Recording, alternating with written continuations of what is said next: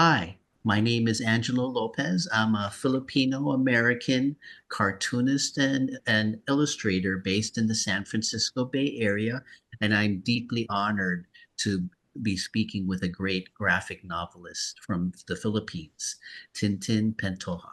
Is that how you pronounce your last name? Pantoja? Yeah, yeah, Pantoja. Okay, okay, H. good. Very Okay. good. Okay. Well, I saw her work last year in an exhibition of Philippine cartoonists at the Cartoon Art Museum in San Francisco, and your work is wonderful. And so today we'll be talking about Tintin's graphic novel career. So thank you for being willing to speak to me from halfway around the world. Oh, thank you so much. And again, sorry for the lateness, but thank No, you. no, no, it's okay. I love talking to people. Yeah, okay. No, don't worry about it and stuff. I'm just grateful when somebody says yes and stuff. So, so okay, but let me start with my first question and stuff. Since you are, since I am talking to you about graphic novels, how did you become interested in graphic novels, and who are your cartoonist heroes and heroines? Oh, I was just gravitating to them. I think school library, I came across old, Tintin graphic novels. They were, Yeah, yeah, yeah. real, falling apart. But Archie in the Philippines during the 80s when I was a kid, they Oh, were all over the place. Well, they were in supermarkets. They were, um, and then there was a specialist store in Green Hills that actually had, other comics. So I oh, found it. Green Hills is this old, like, super mall, yeah. and it dates back to the 80s. So they had a particular store there that sold, Alf and, those old and more Archie. So there, and then, I was always into that. I would read whatever I could, which was not much. This was the 80s Oh, Philippines. yeah. But then I moved to Indonesia, and then I visited my cousin in the Philippines during one December, and we were staying with them, and he had a stack of X-Men cards and X-Men Oh, comics. And that just triggered like this whole fascination with comic books and graphic novels. yeah, yeah, And yeah, and a lifelong X-Men, well, not lifelong. I guess I was a years long X-Men fan. yeah, yeah, yeah, yeah. Yeah. Did you remember Yeah. the artist who was around at X-Men at that time? Yeah, that was the 1987 run. So that was Mark Silvestri Oh, and okay. Chris Okay. Claremont. Yeah, that Yeah. whole Outback run and slightly before that. But I started with the whole Dark Phoenix saga. That was my Oh, first comic. okay. Okay. So that was Yeah. intense. Yeah. I came at the tail end of the John Byrne run when he was, and then when he went to the Fantastic Four, I followed him there. So there's a Oh, Fantastic Four movie coming out, and I'm really excited about it and stuff. So my niece today is actually my birthday, so my niece got me a Fantastic oh, Four shirt. So, happy birthday. oh yeah, sure. Great. Thank you. Thank you very much. And so, and nothing says happy birthday like speaking to Tintin about her graphic novel career. Oh, oh.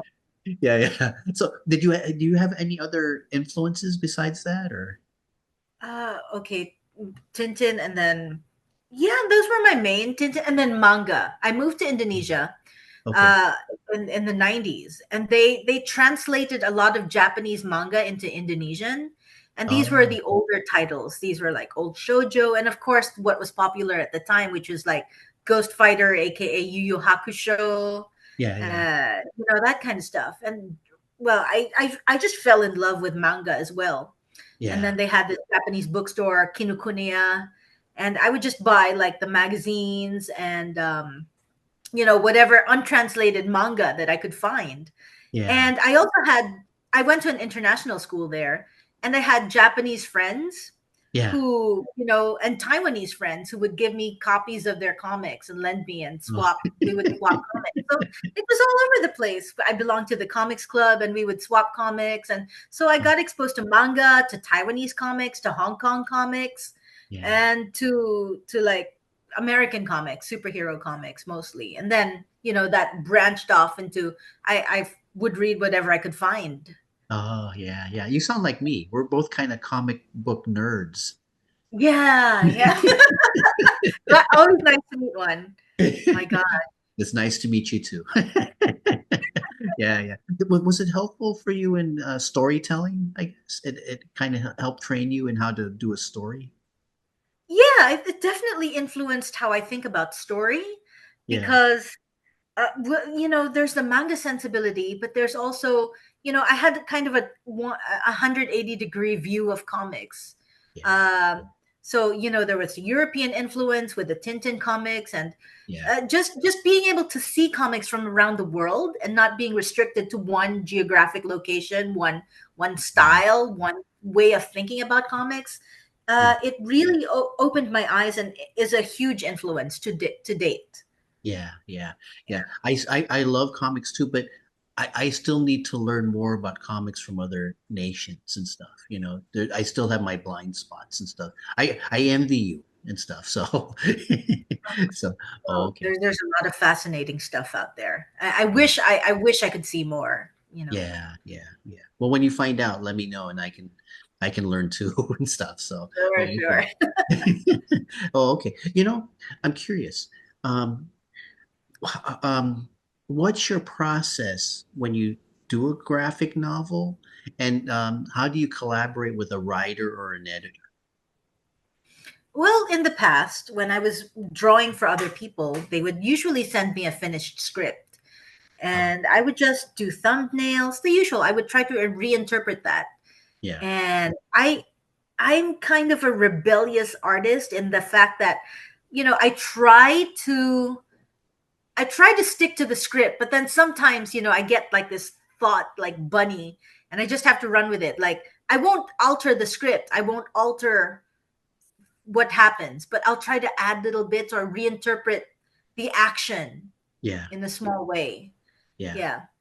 Is it sort of like So you're trying to make their story yours? Is that what you yeah, mean? in a sense, the Okay. the way the characters act, the way the characters feel, I really try to get into their mind, Yeah. and it really only happens when you start doing the art and you start think, oh, this character should do this, this character should do that. Oh, Like, I mean, if you want an example, there was a graphic novel that I did, Unplugged and Unpopular, yeah, and the character is half Korean, and she goes into this house, and she goes into her home, yeah, and I'm like, and in the script, there's she goes straight into her home from outside. yeah. But like, I know Koreans, they will never have their shoes inside their house. They will, So I'm like, no, there has to be a scene where she takes off her shoes Yeah, because yeah, she's yeah. So that's a small thing, like small yeah, touches. Yeah. yeah, yeah. Makes it more authentic. Well, I don't know if that's the word, but it's Oh, more okay. it's more like alive. That's how a character comes alive. The small touches. Okay, okay.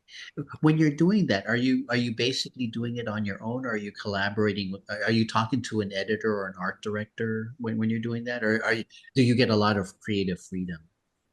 So far, creative freedom, but they were kids comics. They were a lot of collaboration. So I tried as much as possible, for the most part, to stick to what is on the script, to do Oh, straight interpretations. okay. Yeah, yeah. Okay. Oh, that's cool. That sounds like fun. Yeah. I mean, there's a certain mindset when you're interpreting someone else's script and when you're doing your own script. Yeah. Uh, yeah. Oh, okay. So Okay. Okay, that sounds cool. So, okay. Well, I'm curious. Um, you know, I'm an editorial cartoonist, but the editorial cartooning field, it's been really struggling because newspapers have been in decline. You're a graphic novelist, right? Is yeah. is is the graphic novel field doing well? And are there a lot of opportunities to do graphic novels or Okay. This they say it's expanding in the U.S. okay. And middle grade graphic novels were so hot, and YA, I think it's starting. Yeah. And for a while, there was a lot of excitement about that. And I did try to submit pitch graphic novels to agents and then to publishers, but it's a competitive field. Uh, And more so, I think, if you're outside the US. okay. Yeah. So there's opportunities, but I don't know how they translate to an audience outside the US, Oh, but there's also webtoons coming up right now, which is more of an international thing because it's all digital. yeah, So I, I really don't know. It's in flux, and with the US, we don't know what's happening with the publishing industry as well. yeah. Uh, yeah, yeah. There's so much. There's so much. I think there's still opportunity, but it depends on what you do, what kind of stories you do, where you're located. Maybe that has a big factor. Hmm. And yeah, yeah, what genre you work in. Yeah. Oh, okay. Yeah, yeah. Well, speaking of genre and stuff, I noticed with your work and stuff, some of your work, like the Makers Club, it's more education, right? Um, Yeah. and I guess the Who is AC, isn't that more fantasy, I guess? Yeah, yeah. Yeah, yeah. I'm curious then. You mentioned genre and stuff. Do you have a favorite genre? And when you're looking at when you're doing your work and stuff, do you find that there are certain themes that you return to over and over again? Yes, definitely. Well, I'm trying to get my own stories off the ground right now, and I really gravitate to, Hmm. romantic fantasy, fantasy, and historical comedy. Oh, Historical comedy, like something satirical and irreverent, yeah, yeah, like the Pride and Prejudice kind of like snarky, straight faced, you know, kind of yeah, uh, comedy. I yeah. love that stuff. But yeah, romance. Which is why I'm so drawn to webtoons right now. Oh, okay, Um, yeah. And okay. as for themes, yeah, romance, longing, growing up. I still see myself as a YA, maybe upper YA. Love, that's the age bracket I absolutely love. Like, don't get me wrong, I love drawing for kids, but I Yeah, think naturally I gravitate towards older stories as well. yeah, okay, yeah, yeah. Um, I'm just curious. Are you part of? There's a thing in America called the Society of Children's Book Writers and Illustrators. Are you a part of that, or is that something I different? I was SCBWI, right? Yeah, yeah, yeah. Yeah, yeah. Yeah, I was a member for a short while, Uh-huh. but then, you know, again, it's very beneficial if you're in America or Yeah, you're in a place with an active chapter. yeah. But, back in the Philippines, the chapter is not very active, I think. There's not much going on. Uh-huh. There's a local organization called Ilustrador ng Kabataan, which is Children's Illustrators Yeah, Society or something like that. And yeah, that's much more active, I think. yeah, So no, I was once a member, but long distance of, the SCBWI, right? But yeah, not yeah, anymore. Not yeah. anymore. Well, it's hard Yeah. to get into those conventions then, right? Because if it's in America, you'll have to keep flying back and forth and stuff. Yeah, I tried that for a while. I'd fly because I studied in New York for a while, and I would try to go back to New York at least every 2 years. But yeah, it's become harder. Yeah, yeah. Yeah. With manga in Japan and stuff, there's not a kind of association there that you can join, or is there like a manga club or something of manga Uh, artists? there's an organization here called Comiket and Philippine.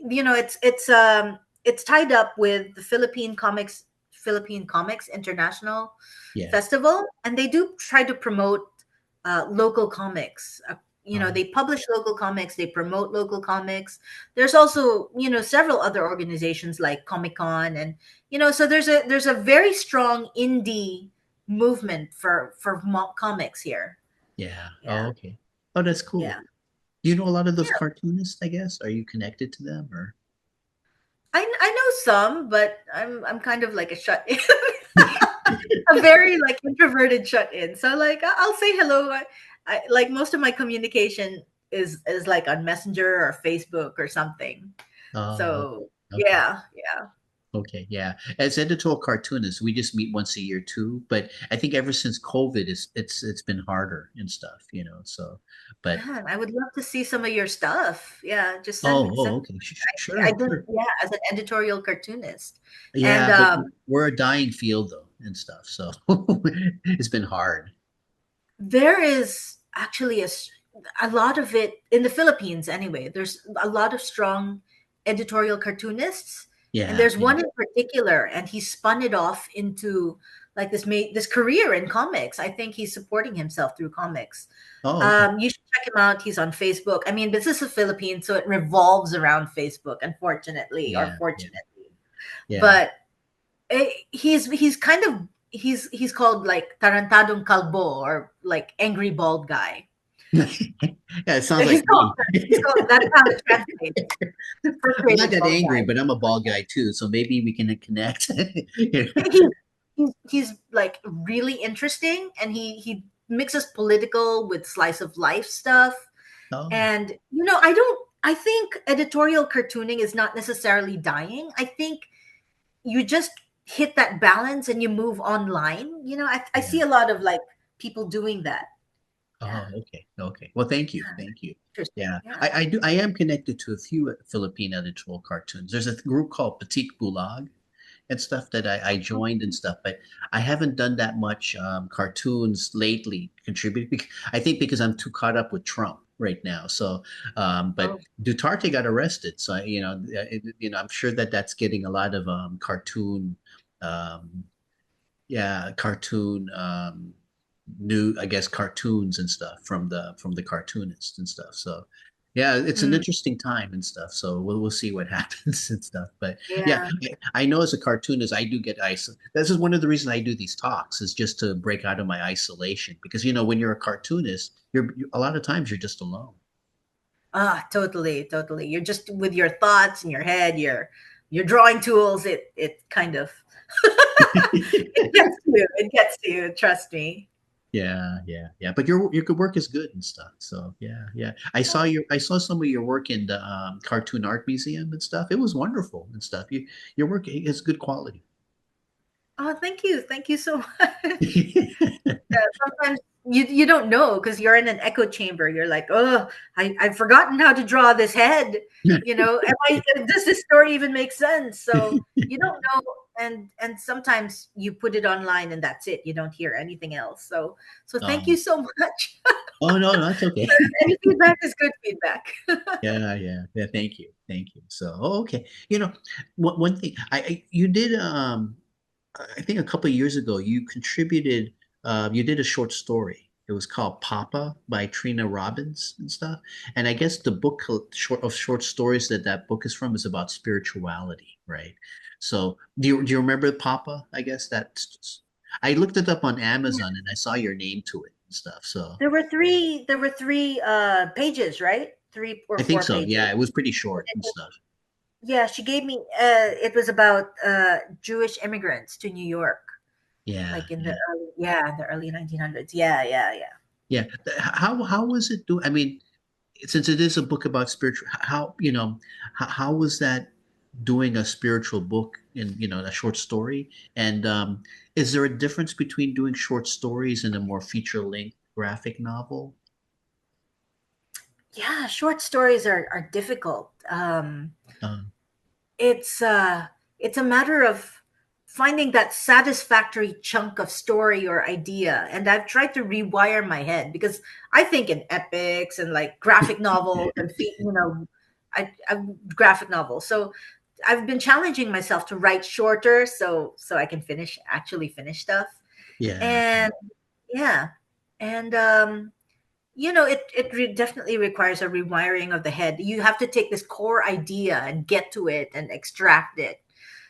Whereas in graphic novels, you can explore tangents, you can spin it off into a longer, more dramatic narrative. But in short stories, I think the essence is, the interaction, the core idea, the immediate theme. I'm trying to like say something that I can't really encompass. Yeah, yeah, yeah, sorry. yeah. Oh, okay. Oh no, no, that's okay. That's okay. Yeah, I'd met Trina Robbins briefly 2 years ago and stuff. She passed away last year and I stuff. know, I know. I wish I would could have met her. She was an incredible woman. She did so much, and she was such a believer in the medium. Yeah, yeah. And she was very strong on promoting women cartoonists and stuff. Yeah, yeah. She had Yeah, such a conviction for that. It was yeah, brilliant.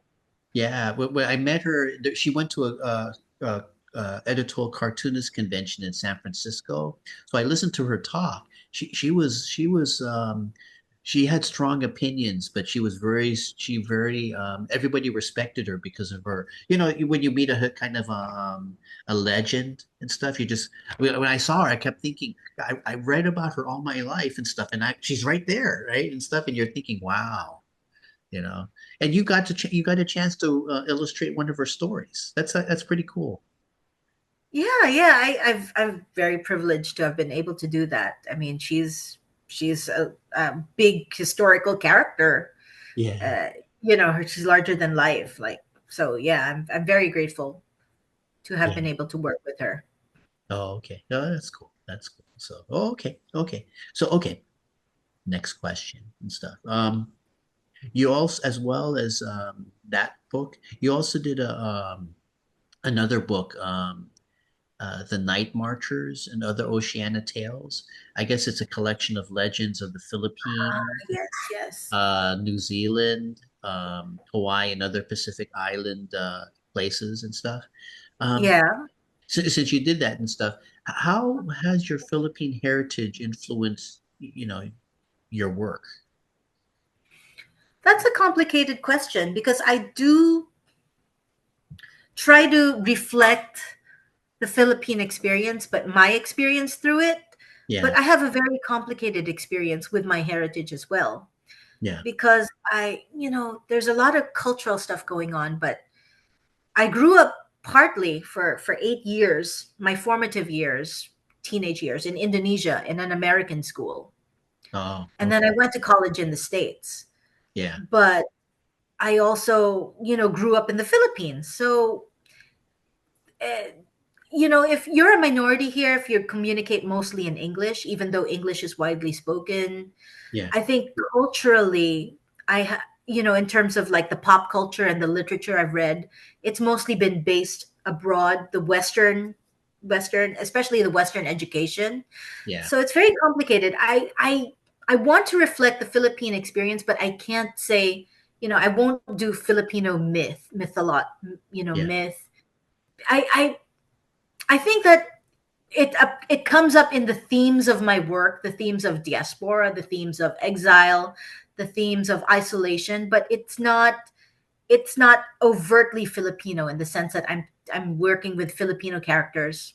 yeah, Well, unless it was the book I pitched, the one at the museum, the one with yeah, unicorn, yeah, that was explicitly made to reflect, to be Filipino. yeah, yeah.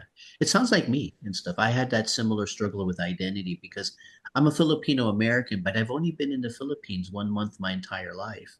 I spent almost all my time in the U.S. because my dad was in the Navy and stuff. So, and even among Filipino Americans, being raised in military bases for a lot of my childhood and stuff, I had a very different experience and stuff. So, but I related most to Filipino nerds. Filipinos who like comic books, Filipinos who were kind of science fiction buffs, and so I related mostly to that. I studied hard. I was the kind of nerdy person who did his homework and all that stuff. So I was kind of a subset of that and stuff. So um, when I do my cartoons, I care about the Philippines and I care about the Filipino American community, but I don't claim to represent every Filipino American. I don't claim to represent them because since only being in the Philippines 1 month my entire life, it would be wrong for me to claim that I can represent the Filipino experience. I filter everything through my own very particular thing. I think is that sort of the same with you because your Yeah, experience is so particular, you can only reflect yourself. But since yourself is Filipina, it naturally has that Filipina experience just because that's who you are, right? yeah, yeah. It's definitely very complicated. I mean, the Filipino American identity is so distinct Yeah, from, and I wouldn't pretend to even understand it, not having, you know, uh, lived it. yeah, But I would say there's parallels in the sense that we're kind of both not part of the we're kind of differentiated from the general community we find ourselves in terms of the language and the Yeah. culture maybe that we choose to indulge in, the art that we indulge in. Yeah. So yeah, there's intersection there, but Yeah. it's very complicated. Yeah. Yeah, yeah. I have a complicated, but I think it got kind of resolved in my college years and stuff because when I was younger, I always had that, am I Filipino or am I American and stuff? And I in college I decided, I'm a Filipino American. I'm a little bit of both and stuff, So I Yeah. guess for you it's more, you're Filipina, but you're a little bits of um, Tintin, your little pieces of manga, your little piece, all these different things make up you as well and stuff. So Yeah, I wouldn't say it's resolved, but it's kind of like acceptance. Like I like what I like, I think what I think, and yeah, I just have to live with that. yeah, yeah. No, no, no, no. Yeah. When I was listening to you, I kept thinking, this sounds very familiar to my experiences. Like, because I love it's a when you think about your Filipino, isn't it a complicated love? It is. It is. It's the Philippines is a very, I would say, embattled country Yeah, right now. Yeah, and it's there's a lot of good in it. There's a lot of good people, and there's a lot of stuff that you're just frustrated with, and you're kind of wondering, why do I love this place? Why? How can I love this place? And you yeah, just look at the people, you look at the good stuff, and you see the shining moments that and amongst the greater frustration of like the corruption and the poverty, which is, and you look for the moments of the people, the connections you make. Yeah, I'm uh, going through the same thing right now. Also, both as a with my Philippine hair, but also as an American. In the Trump era and stuff, I'm going through these very complicated feelings and stuff. Of even though I love my country, even though I think it's going in a crazy direction and stuff. So, but it's a tough balancing act and stuff. I know it sounds the same way with you. yeah, I mean, I don't, I'm not living in the US, so I don't know what's really like going happening in the US, but it certainly sounds very different from when I was there in back in 2000, the early 2000s. Very different. Oh, okay. Yeah, it's still it's like I said, yeah, yeah, I don't know. I'm still struggling with it too and stuff. So, but yeah. Oh, okay. So, okay. Well, I don't know. With your work and stuff, you said that you mostly illustrate, right? Um, do you write and stuff? And if you do write, what stories have you written, or do you want to write? Well, I did pitch that unicorn book. I wrote that the entire script, the one that was displayed at the museum. So I'm still hoping to get that out someday. Okay. I'm working on a webtoon right now, which is why I'm Oh, kind of okay. frazzled. Okay. And I'm trying to script. I pitched another book, uh, a Filipino ghost story book, Oh, yeah. but I've been pitching a lot. I've been doing short stories, and the thing is, this will go back into like, should I be indie? Should I self-publish? Should I be a Oh, trad? Should I aim for trad? And for the longest time, I was pitching stories and trying to make it as a writer and get traditionally published, find a yeah. publisher. And at this point, I'm like, I'm just gonna write my own stories and Yeah. not and post them and self-publish them. So I Yeah. have been concentrating more on writing my own stories. Oh, Uh, okay. Okay. yeah. Has that been It's fun? Has that been fun? Yeah. I see myself more as a writer and a storyteller than as an illustrator. Oh, okay. I'm very not confident with my artistic abilities, but they're crafting stories. I Yeah. love that. I think I can do it. Yeah. Yeah. Well, you mentioned the web series. What's your web series? Where can we find it? Oh, well, I have snippets on my website which are the pitches, Okay. but it was just a complete turnaround recently where I was like, I'm done pitching. I'm going to make stuff. Okay. I'm going to, yeah. So I'm working on it.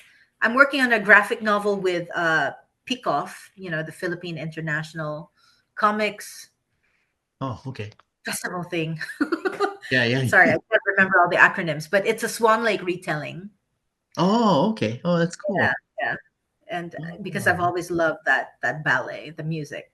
yeah, yeah, yeah. Well, good luck. And do you have a timeline when it's going to be done? Well, they want it done by August, but that's not going to happen. So maybe next year. Next year, I want to. It'll be like 260 pages. So I'm kind of like, spurring myself to just Yeah, draw like furiously. But then yeah, I'm also working on a web comic, a webtoon. So yeah. there's, it's like a battle. What am I gonna work on today? Oh, okay. Um, What's your web comic called? it's I'm getting ready to launch it. It's called Loop Before You Leap, Oh, okay. and it's kind of a comedy of manners, starring these. It's a bromance comedy of manners, starring these two students at a 18th a faux 18th century boarding school and the trouble they get into. Yeah, yeah, Yeah. yeah. Okay, okay. Lots of slapstick. More of like the clash of personalities. I'm very like I love the absurd but straight faced humor of stuff British comedy Oh, okay. or Yeah. stuff like, oh my god, like Father Ted and the Dairy Girl. Situational comedy where it's played straight but it's absurd at the same time. Oh, okay, Blackadder, okay, God, okay. Yeah, Blackadder, yeah. yeah, British comedy or Okay. UK comedy, yeah, all that region. Sorry, Ireland. No, no, I'm no. not That's saying okay. That's that okay. UK. Yeah, yeah, yeah, yeah. Like four weddings and a funeral type stuff. Yeah, but the TV stuff. Okay, okay. So, okay, okay, yeah, okay. Okay. Well, here, this is my last question for you and stuff. So, what advice would you give to a person who aspires to be a graphic novelist? A lot of times people are the publishing industry is going to try to, yeah, there's I wouldn't say gatekeepers, but there's a lot of obstacles to getting your work out there. Okay. And a lot of people are going to say, try to get a publisher, try to get published. But if you want to work on graphic novels, it's wide open, and you can do it. You can self-publish. Just do it. Make time. If you can't draw, write a script, try to collaborate, find a collaborator, and there's Okay. ways to do that. If you Okay. can draw, then just do it. Don't wait for someone to accept you or give you the go ahead or even fund you. Yeah. Find a way to do it in your own time, on your own terms, because Oh, the world wants ideas right now, and you can't restrict yourself. You can't wait for an industry to say, oh, okay, we'll publish your book, we'll turn your thing into a book. No, you have to do it. You have to do what you believe in, and you can do it now on your own terms, uh, self-publishing. yeah, yeah. Yeah. Okay. Okay. Well, thank you very much and stuff. We look forward to all your projects coming up and stuff. So, yeah, yeah. Thank Is you. there a okay? Is okay. Your web. Can you tell me your website again? Well, it's my name. It's tintinpantoja.com. Oh, okay. Spelled Pantoja. Spelled Pantoja, like with a J, but it's Pantoja. Oh, okay. Okay. Well, Yeah. thank you very much and stuff, and thank you for taking the time to talk to me today. It's very much an especially since you have a deadline that's coming up. And I'm yeah, sorry, I'm all over the place like my brain, but thank you. This was very fun, and it was an honor to speak to you as well. And I really hope you connect with some local editorial cartoonists as well, because they're doing interesting stuff, and I'd love to see your work. Oh, okay, sure. I'll send you a link and stuff. So, Thank okay. you. Thank you. Okay, sure. So, okay.